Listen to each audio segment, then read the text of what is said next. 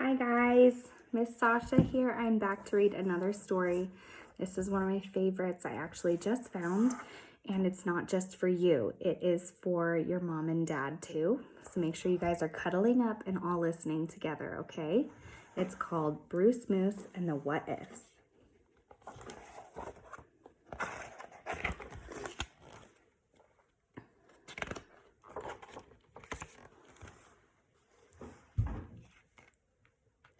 Saturday was a special day in the Wonder Woods. Every Saturday, the young animals from the edge of the forest would follow the path to the big meadow in the center of the woods. They hopped and skipped and skittered along the path, sliding down the grassy banks, crossing over the bridge, and running into the meadow with great excitement. All along the path, the friends would gather, laughing and singing their Saturday song. It's Saturday, what do you say? Let's go to the meadow and play all day.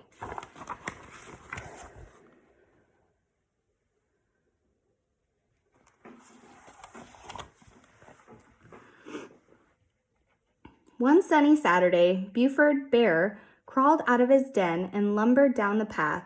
When he passed the oak tree, Rick and Rack scampered out to join him. Soon, Hip Hop Bunny appeared along with Elwood Elk, who brought Norman Nightcrawler along for the ride. At the gnarly old elm tree, Brenda Blue Jay joined in.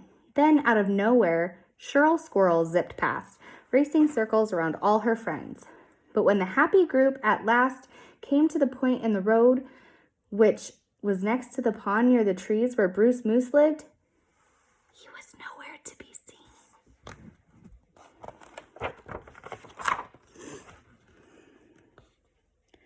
Buford turned to the others and said, Bruce must have overslept today, just like last Saturday. The big bear began to bellow. Come on, Slowpoke, wake up. It's time to go to the meadow and play. Nearby branches began moving slowly, and soon a pair of antlers emerged, and a weak voice called out, Sorry, guys, I can't play today. I'm tired, and I don't feel very well. The forest friends looked at each other, puzzled. That doesn't sound like our Bruce Moose, said Elwood. He used to love going down to the meadow.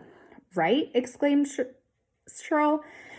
But this is the third Saturday in a row that Bruce has made some excuse not to play with us. Something must be wrong.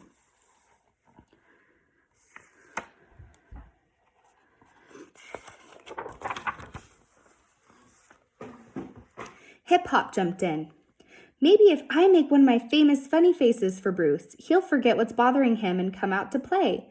Bruce, called Shirl, you haven't come to the big meadow for at least 3 Saturdays. We don't think you're really sick, and you can't be that tired. What's wrong? Why don't you want to play with us? Finally, Bruce stuck his head out of the bushes and sighed. If I come out and play, something might happen, he said mournfully. Yeah, answered Norman, we might have fun.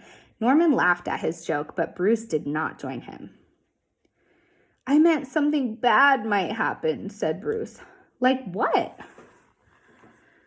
Oh, he looks pretty scared. Well, what if I leave my home and the clouds come and it rains and I slip and fall and hurt myself? Or what if I go to the meadow and while I'm there, some robbers come to the house and steal all my food? Or what if I try to cross the bridge and it breaks and I fall into the stream and everybody laughs at me? Or what if my parents run away from home while I'm gone? Or what if I make a mistake playing a game and you all decide you don't want to play with me? With each new worry he thought of, Bruce's head hung lower as if he carried a heavy weight on his antlers. Do you see these little guys? These are Bruce's worries. And they're telling him things that are making him scared, and it's making his head heavy, and it's making him sad.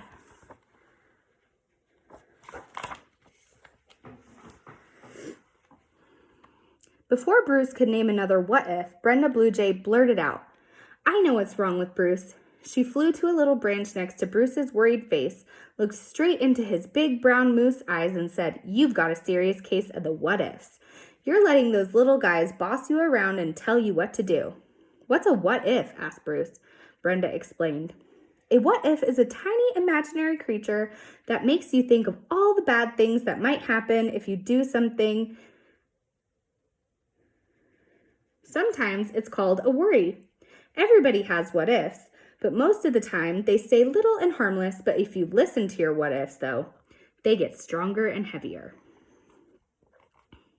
Bruce Moose shook his head with wonder.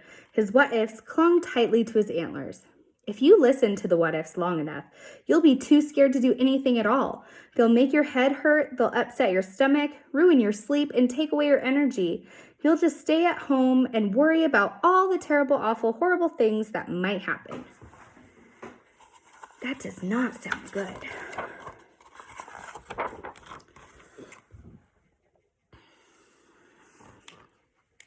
I had that problem once, said Norman. In those days, my nickname was Worry Worm. I worried that it might rain hard and flood my wormhole. I worried that I'd be out for a midnight crawl and a bigger animal would squish me. I worried that I'd fall into the stream right when a hungry fish would come swimming by. What did you do? Said Bruce. I didn't come out of my hole for a week. I worried about everything. I felt lower than slug slime. Then Norman stood up straight and tall as a night crawler can stand and said, Finally, I made up my mind I would not let those what-ifs boss me around. So I told them to get lost. I didn't know you could do that, said Bruce. I thought those what-ifs were right. Of course they're not right, you goofy moose, said Shirl matter-of-factly. What-ifs don't like the truth. They are cowards, and if you tell them the truth, talk to your friends, and go ahead with your plans, the what-ifs will go away. Yeah, said Norman. They don't know what's going to happen. They just want to keep you stuck in your hole and stop you from having fun.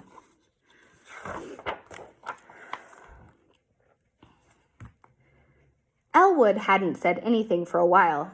Finally, in his mellow elk voice, he asked, Bruce, has hiding in the woods made you feel better? Are you happier? Have the what-ifs gone away? Or are there more of them? Bruce thought and thought and thought. His friends were right. Hiding hadn't helped. It had only made him feel worse. After a long pause, Shirl said kindly, We can't fix this problem for you, Bruce, so we're going to the meadow. Just remember that we're your friends and we really want to see you there later. You can do it. Isn't it so nice that he has friends that want to help him? Do you see all the worries on his antlers? Slowly, the animal friends headed down the path, leaving Bruce alone with his what-ifs. His head felt heavy with all the thoughts he needed to think, and the what-ifs seemed to weigh a ton. He glanced up and saw a what-if staring him in the eyes. Why not follow his friend's advice? He wondered. Listen, you, Bruce said sternly. Go away. The what-if held on more tightly to Bruce's antler and made a nasty-looking face. Bruce tried to remember what Shirl had said. Yell at the what-ifs? No. Beat them off with a stick? No.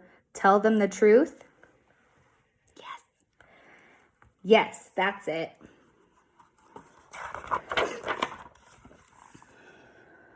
Hey, the truth is, I'm going to leave my home, and it won't rain. It's a beautiful sunny Saturday, said Bruce, sounding more sure than he felt. Suddenly, with a pop, a what-if disappeared. And you up there, said Bruce, carefully walking down the path. No one will come to my place and rob me while I'm gone. He heard another pop in his head and felt a little bit lighter. And my parents would never leave me alone, and my friends will play with me. Pop, pop. It's working.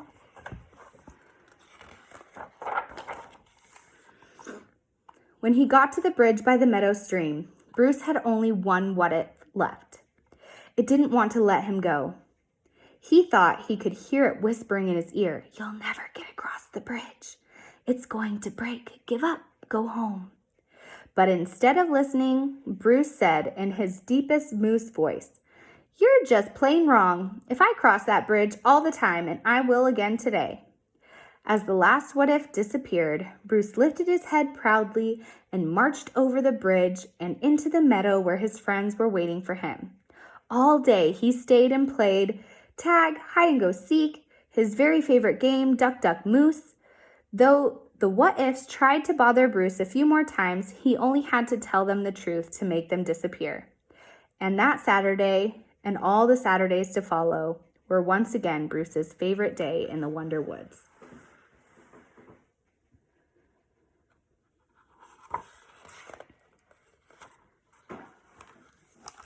Is there anything you guys ever